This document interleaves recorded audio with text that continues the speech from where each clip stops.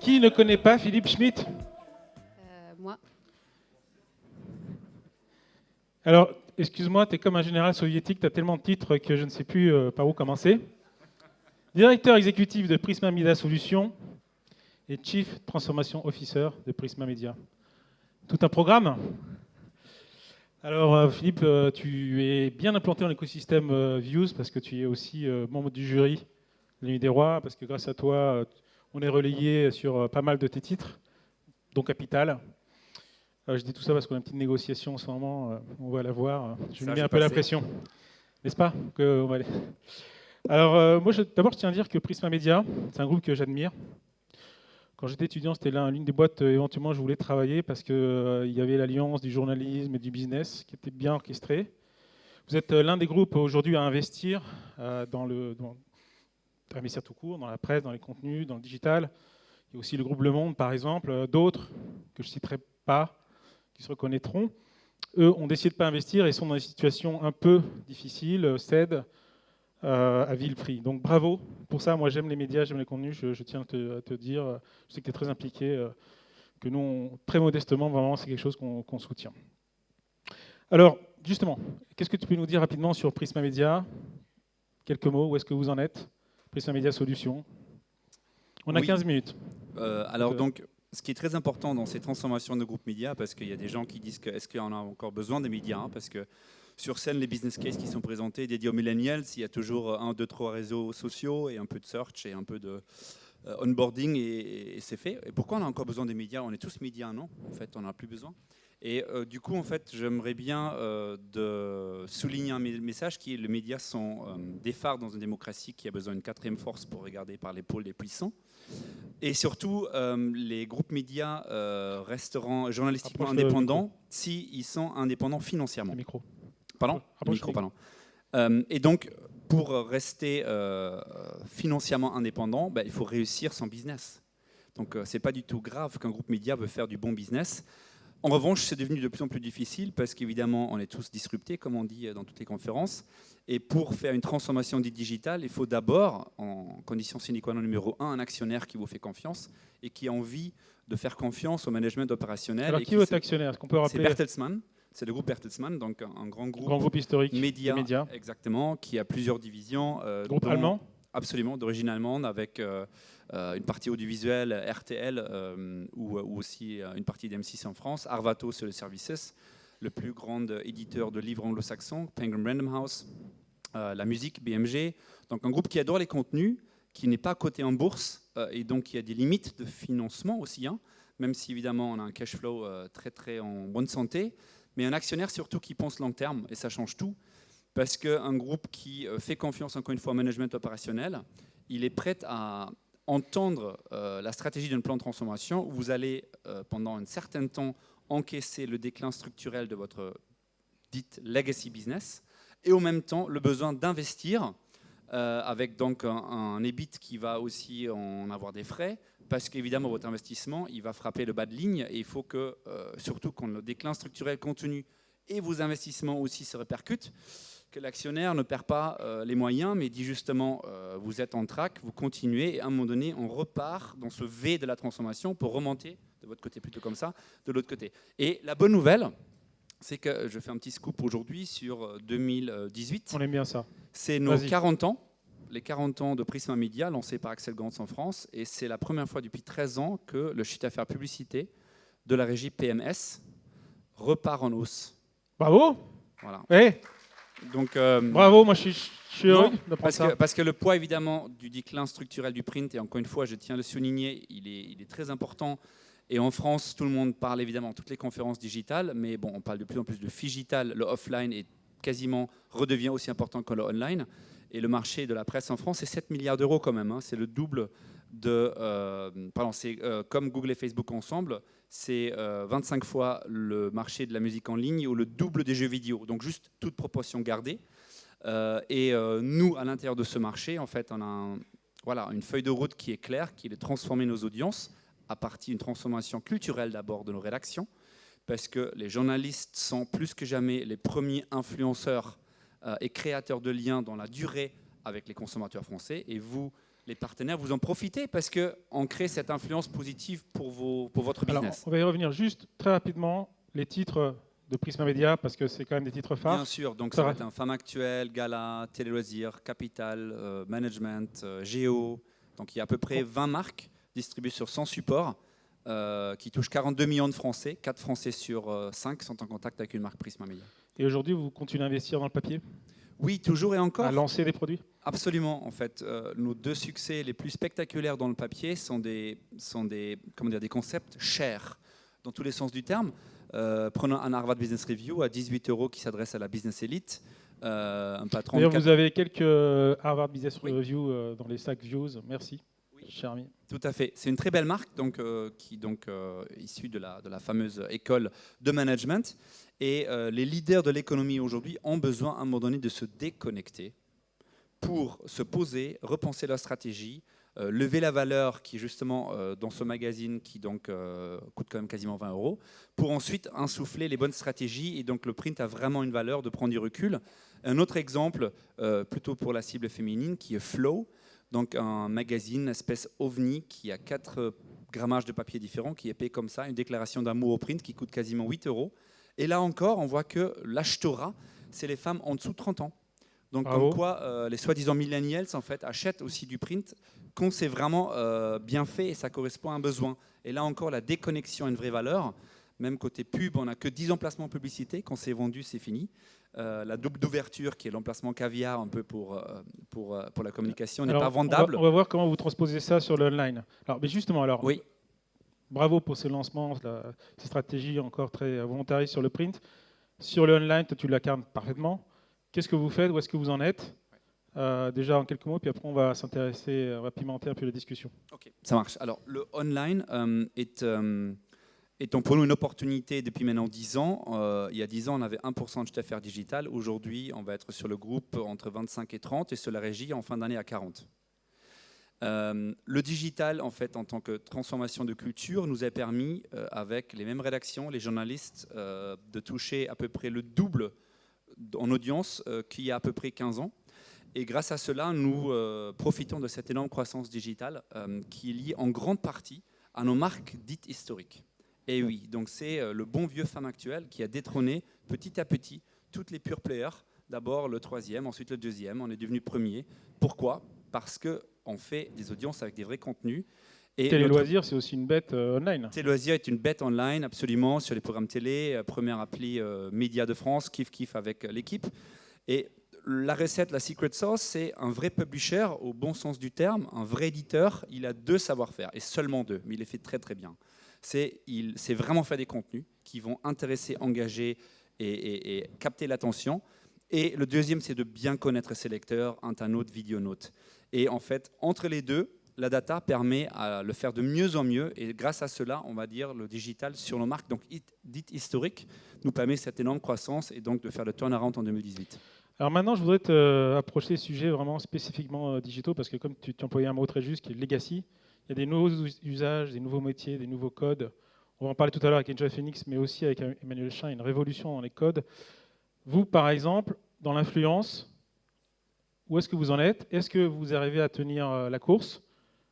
Voilà, c'est quoi votre approche? On invite vraiment nos partenaires qui vous êtes aussi de se reposer les bonnes questions avec Sur du bon l'influence sens et du marketing, recul. j'entends. Alors, l'influence déjà, tout le monde parle d'influence. C'est quoi l'influence? C'est quoi notre métier de nous tous dans cette pièce? Ça se résume en 3 mots, je pense, on peut en convenir. C'est créer un impact commercial. Alors, comment on crée un impact commercial? Par un changement de perception, de comportement, et idéalement pas une fois, mais dans la durée. C'est ça notre métier. Et l'influence, surtout abordée de façon globale, et pas résumée juste aux petits nouveaux influenceurs qui vont vous servir pendant quelques mois, quelques années, mais surtout vraiment dans la durée, il faut un écosystème de l'influence globale où ces nouveaux leviers sont intégrés à côté des leviers dits plus classiques. Et pour cela, qu'est-ce que c'est concrètement chez vous? Alors concrètement, ça veut dire que c'est nos marques médias qui sont des caisses de résonance, avec l'énorme avantage d'avoir un reach de dingue, surtout une confiance qui est attribuée aux marques, notamment aussi de la presse magazine. C'est dans toutes les études autour de 70%, donc la plus haute confiance attribuée, on va dire, aux émetteurs. Et ensuite, c'est les nouveaux leviers qu'on a amplifiés ces dernières années, que ce soit une plateforme d'influenceurs qui s'appelle Influsion, qu'on avait lancée, où justement on fait matcher via une technologie propriétaire un bouquet d'influenceurs avec un match annonceur. Vous bossez avec des influenceurs, donc vous en avez Absolument, c'est des micro et nano-influenceurs en dessous de 100 000 followers, mais très engagés, parce que les influenceurs, beaucoup de clients nous ont dit, on cherche vraiment de la qualité et un fort engagement, mais pas besoin qu'il y ait des millions de followers. Et en revanche, on prend ensuite la marque média pour amplifier, avec la caisse de résonance qu'elle est, avec ce reach, l'opération avec l'influenceur, en plus pour l'inscrire dans la durée.